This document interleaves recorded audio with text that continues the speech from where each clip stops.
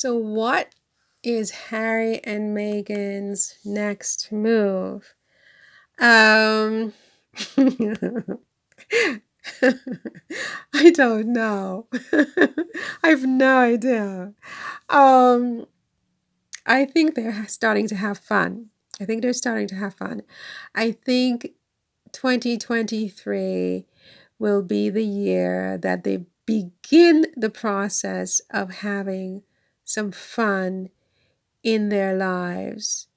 Some true fun, like that comes from deep within and not sort of superficially making the best of a situation. I think they're going to begin to take control of their inner joy as a couple, as a family, as entrepreneurs, as productive members of the global society. I think that's what's next, for 2023, consciously working on actually enjoying themselves on a deeper level. I mean, I know that Harry does a lot of work with Better Up, and he talks a lot about mental health, and obviously a part of your mental health is your the state of your psyche. I mean, how do you feel? Are you happy? Are you sad? Are you stressed? Are you whatever?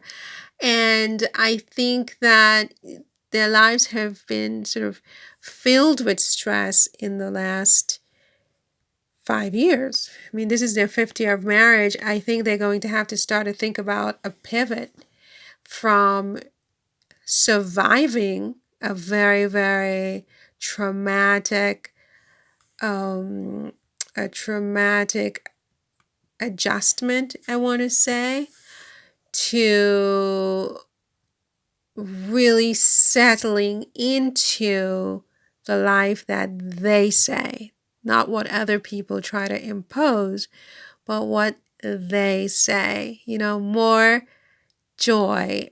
And believe it or not, that may not, and hopefully, for their sake, will mean less public um, availability. They are public figures, and they know that a lot of their work involves publicity, it involves social media, it involves people's opinions, it involves visibility.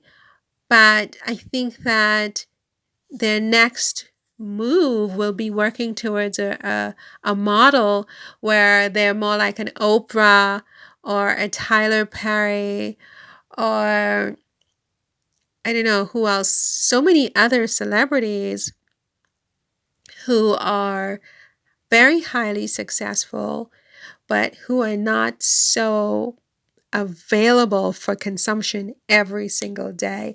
I think by necessity, Meghan and Harry's brand, in the beginning, certainly up until this point, it needed to have that consumptive aspect to it. People needed to see them.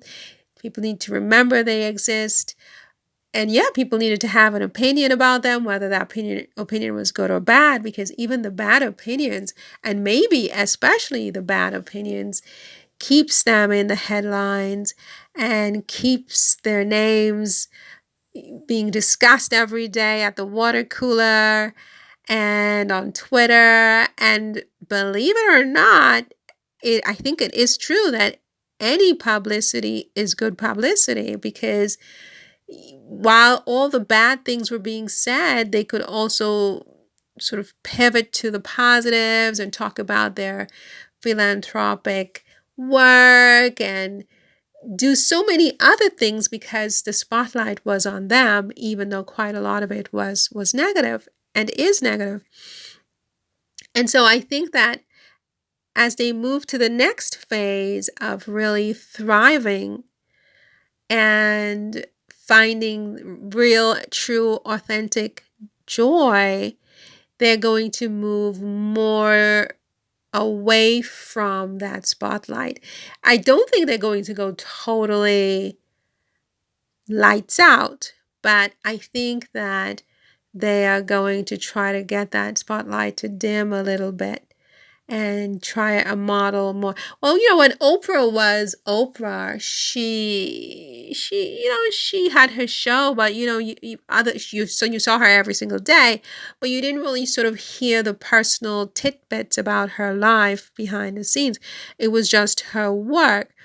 And so I don't know. I mean, maybe Meghan and Harry may feel like they need another few years of being, the face of their company a little bit. But I think there's opportunities for them, or there are opportunities for them to continue to expand their brand while reducing the exposure a little bit more. But, whatever they are going to do and whatever they do, it's going to be brilliant. They are very intelligent, very smart. They know what they're doing, and they're going to be very successful. I can't wait to see it. And yeah, I wish them the absolute best for 2023.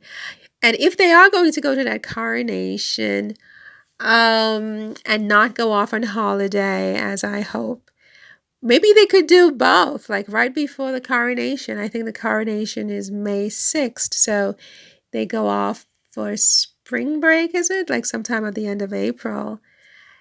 Meghan, you've got to give us those Caribbean ocean shots with the bikini. If not St. Bart's, I mean, there's so many other islands, I mean, you absolutely have to go. Maybe you can go to an island where there's black sand.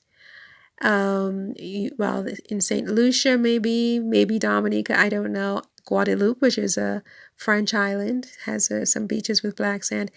That would look really good. When they get those shots, that would look really, really good with you and the kids, the white bikini, and Harry, and gorgeous. And then the following week you jet to England if you absolutely must go to this coronation, because you have to be in the driver's seat. You have absolutely got to control the narrative. You have absolutely got to play offense, not defense. Okay.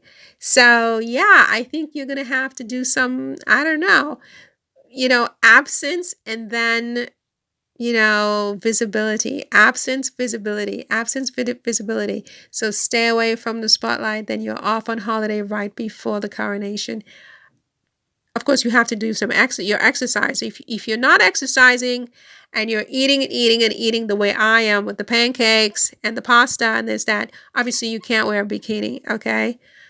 Because we don't want that to be the conversation, okay? So it depends. I mean, if you've been working out and everything is where it's supposed to be, you go off on your holiday at the end of April, and then maybe you could go shopping for an island. I heard you guys are getting a private island. Whatever, you get the shots, and then you go off to the coronation. Brace yourself, because I said don't go, I told you don't go, but if you're gonna go anyway, brace yourself. There's gonna be some booze. Whatever you do, just look gorgeous, okay? But yeah, I think their next step is joy and happiness and just inner peace, So yeah. Anyway, talk in the next one. Thank you for listening. Take care. Bye.